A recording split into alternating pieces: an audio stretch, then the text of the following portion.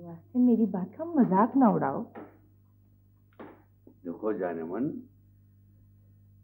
बहुत सी बातें ऐसी होती हैं जो सिर्फ मर्दों के सोचने और समझने की होती।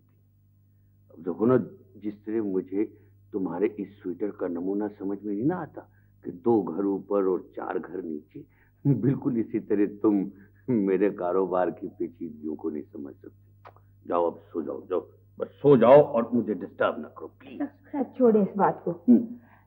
ये भाई फकीर हुसैन पे जो तुम्हें किसने बताया?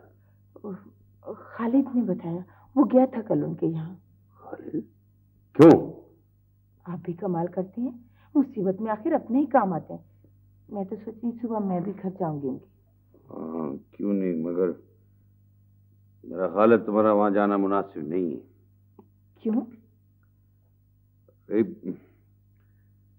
मैं गया था शाम को उसकी तरफ, मगर उसने मेरी मदद लेने से साफ इनकार कर दिया, बल्कि मुझे घर से बेइज्जत करके निकाला था। समझ में नहीं आ रहा, उस दिन फकीर भाई इतने बरसों बाद घर आए, चले गए, पता नहीं क्या किस्सा है। अरे किस्सा विस्सा कुछ नहीं, दिमाग में खलल आ गया उसके।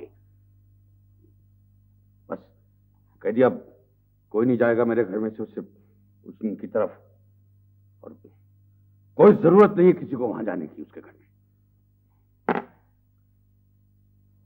ठीक है, मगर आप उनकी मदद जरूर कीजिएगा, रिश्तेदारों का हक पहले होता है।